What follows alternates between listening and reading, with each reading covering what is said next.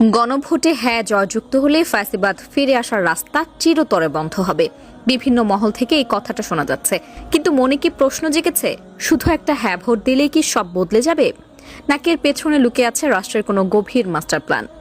আগামী 2026 সালের 12 ফেব্রুয়ারি আপনি যখন ভোট কেন্দ্রে যাবেন, তখন আপনার হাতে থাকবে দুটি ভবিষ্যৎ। আজ আমরা জানব সেই ঐতিহাসিক গণভোট আসলে কি এবং কেন এটি আমাদের জন্য এত গুরুত্বপূর্ণ। এই গণভোট মূলত জুলাই সনদ বাস্তবায়নের জন্য। জুলাই সনদ হলো ভবিষ্যৎ রাষ্ট্র সংস্কারের অঙ্গীকারনামা। মানে যারা ক্ষমতার চেয়ারে বসবে তারা জুলাই সনদ মেনে বেশ কিছু কাজ করতে বাধ্য থাকবে। তেমন কিছু কাজ হলো, যত মেয়াদি হোক কেউ সর্বোচ্চ 10 বছরের বেশি প্রধানমন্ত্রী থাকতে পারবেন না। ইতিহাসে বেশিরভাগ স্বৈরাচারী বারবার ক্ষমতায় থেকে শক্তিশালী হয়ে উঠেছে। কেউ বছরের পর বছর ক্ষমতায় থাকলে সহজেই পুলিশ প্রশাসন ও মিলিটারিতে প্রভাব বিস্তার করতে পারে। ফলে 10 বছরের এই নিয়মের ফলে ব্যক্তিকেন্দ্রিক শাসন কমে আসবে। আমি ছাড়া দেশ চলবে না, এই মিথও ভেঙে যাবে। জুলাই সনদের মধ্যে আরও আছে, দেশের বিচার ব্যবস্থার স্বাধীনভাবে কাজ করবে, ফলে সরকারের হস্তক্ষেপ আদালত পর্যন্ত গড়াবে না। মৌলিক অধিকারের সংখ্যা বাড়বে, যেমন ক্ষমতাসীন দল ইন্টারনেট সেবা কখনো বন্ধ করতে পারবে না। বর্তমানে দণ্ডপ্রাপ্ত অপরাধীকে রাষ্ট্রপতি ইচ্ছে মতো ক্ষমা করতে পারে।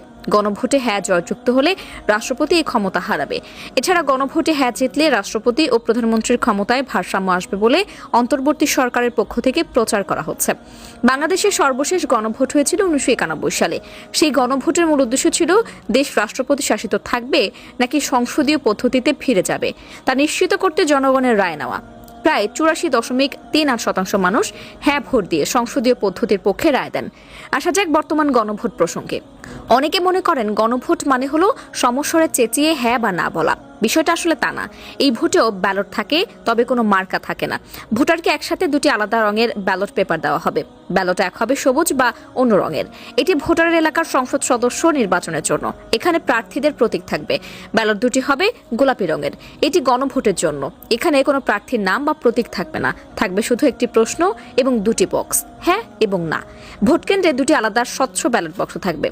সংসদ নির্বাচনের ব্যালট যাবে একটি বক্সে আর গণভোটের ব্যালট যাবে অন্য একটি বক্সে। গণভোটের সংখ্যাগরিষ্ঠ ভোট হ্যাঁ সূচক হলে আগামী সংসদ নির্বাচনের এমপিদের নিয়ে একটি সংবিধান সংস্কার পরিষদ গঠিত হবে।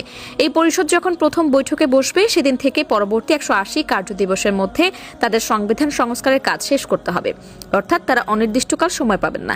বাংলাদেশ বর্তমানে এক কক্ষ বিশিষ্ট সংসদ, যেখানে শুধু 300টি আসন, কিন্তু সংস্কারের পর সংসদ হবে দ্বিকক্ষ বিশিষ্ট। আমেরিকা বা ভারতের মতো সংবিধান সংস্কার শেষ হওয়ার 30 দিনের মধ্যে এটি গঠন করা হবে। মজার ব্যাপার হলো উচ্চকক্ষের সদস্যরা সরাসরি ভোটে নয়, বরং সংসদ নির্বাচনে দলগুলো যে শতাংশ ভোট পাবে সেই অনুপাতে গঠিত হবে। এই উচ্চকক্ষের মেয়াদ কতদিন হবে? বর্তমান সংসদের তথা নিম্নকক্ষের মেয়াদ যতদিন থাকবে উচ্চকক্ষ ততদিনই থাকবে। তবে এসবের কিছুই হবে না যদি গণভোটে না জয়যুক্ত হয়। না ভোট জয়ী হলে আগামী জাতীয় সংসদ নির্বাচনে জয়ী দল জুলাই সনদ মেনে সংস্কার প্রস্তাব বাস্তবায়নের বাধ্য থাকবে না। 2023 সালের 13 জুলাই রাষ্ট্র মেরামতে 31 দফা ঘোষণা করে বিএনপি। সেই আলোকে তারা ভবিষ্যৎ সংস্কার এগিয়ে নিতে পারে। তা আবার জামাত ইসলামী সহ অন্য রাজনৈতিক দলগুলোর চাওয়ার সঙ্গে মেলে না। অবশ্য জামাত জুলাই সনদের প্রায় সবগুলো সংস্কার প্রস্তাবকে সমর্থন করেছে। গণভোটে না জয়ী হলেও কি জুলাই সনদ মেনে সংস্কার করবে, নাকি নিজেদের মতো করে নতুন ফর্মুলা সামনে আনবে, তার সময় বলে দেবে। তা দর্শক, আজ এ পর্যন্তই। আবার আসবো নতুন নতুন সব তথ্য নিয়ে। সে পর্যন্ত সবাই ভালো থাকুন, সুস্থ থাকুন। এতক্ষণ